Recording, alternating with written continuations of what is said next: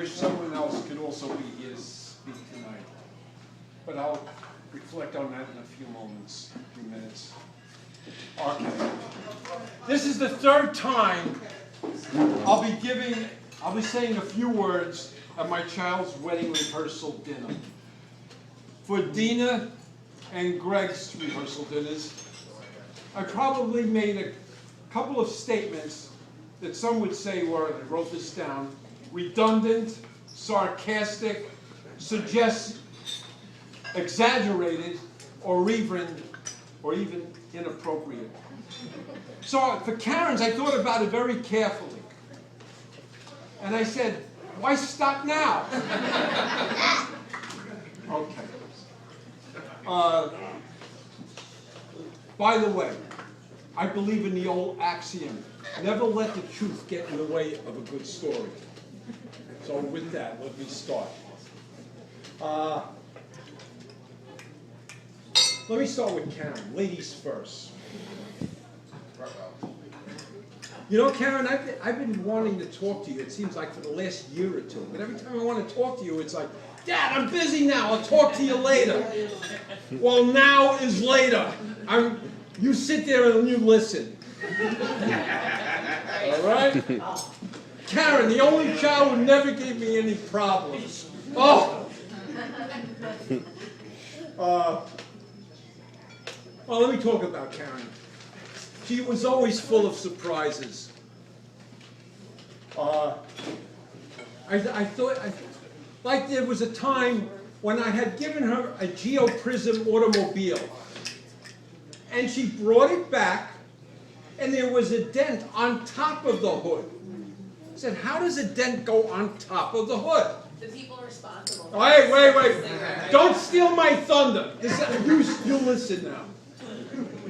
I asked Karen, how was there a dent on top of the hood?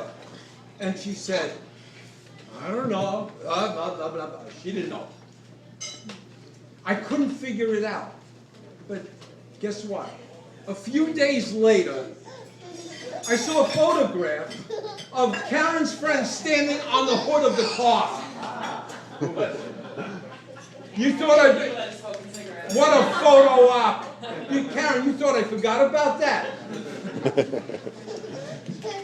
And then there was another time, she was in her senior year of high school, and she decided, it was near the end of the school year, that she was going to play hooky. It was a beautiful day, and she decided to go to the beach. She said, I'll get away with this. Guess who was at the beach when she went there? Channel 5 News. And sure enough, Karen was smiling for the video cameras, the TV cameras, and of course the dean of the school saw it, and, well, that's another story. Okay. Another thing about Karen, I loved her Manhattan bar birthday parties. I was invited along with my wife. The only thing I have to say, I was a little insulted. We were the only ones who got proofed. But the one part I did like, Karen's beautiful friends, who may have been a little tipsy, was swooning all over me. And maybe I was tipsy also. Okay. By the way, I think we have a couple of people here who may know about these Karen episodes.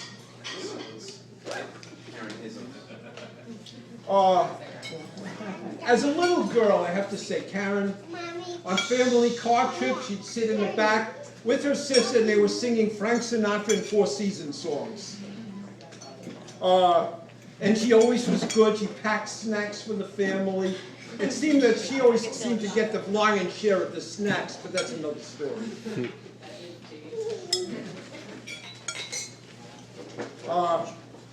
I remember losing her at Roosevelt Field. You knew I was going to say that one, right, Karen?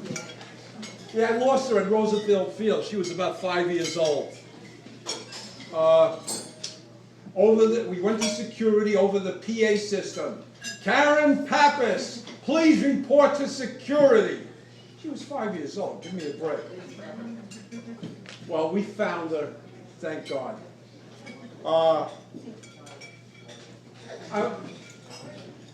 Even though I have to say, raising Karen has been some aggravation at times. Raising her and seeing her grow into the fine young woman that she is today has truly been a truly joyful experience. I'm often amazed that she's related to me, I hope.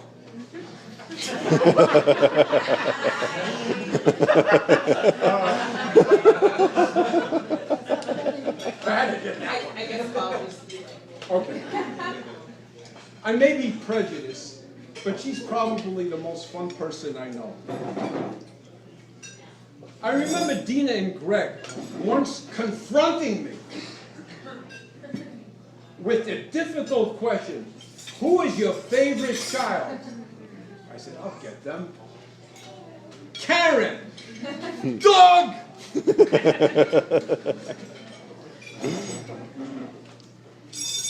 Karen is beautiful, with a beautiful heart to all, and a comfort and sense of herself that makes me proud to be her father. I love you, honey. I wish you the very best.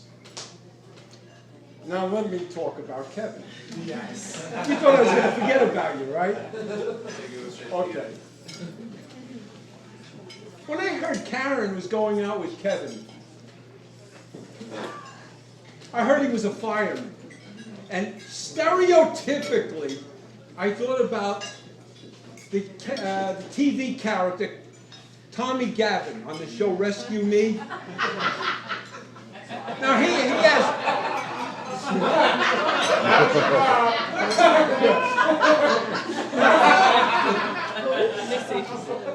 Now Tommy has two sides of him. Had two sides of him. One was that of a good man who loved his family and performed his firefighter duties with honor and valor. That's funny. The other side of him was of a wild, fun-loving guy who was often unpredictable. I wasn't sure which stereotype Kevin would fit into. What would be my first impression of Kevin, or Karen's new boyfriend? Well, some of you know the story, but for those who don't, after meeting Kevin briefly, a few days later, I was leaving this restaurant, Trattoria Lucia. Oh, you told my story. I'm gonna say it again, Woody.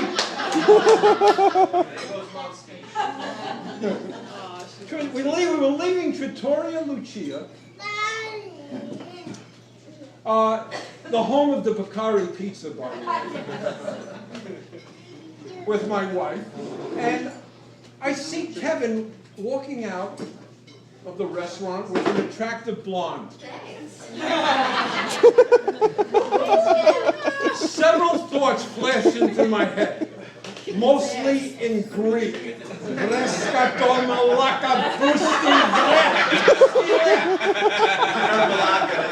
won't translate.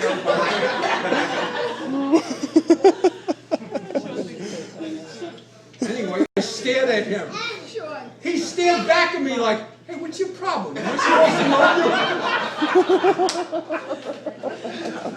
you? As my head was about to explode, my wife, to the rescue, she said, Don't kill him. She said, are you Kevin's twin brother? He introduced himself as Keith, and my blood pressure settled to normal. If any of you are suspicious out there, it really was Keith. None of that, it's my twin brother's nonsense. And the attractive blonde I was referring to was Keith's lovely wife, Gail. Yeah, and you're going to bring the first girl to carry into the family for a while, right? 65 Sorry, Dad, 65. Correcting it for 5 years. Okay, by the way, I was talking about firemen before. I know we have a few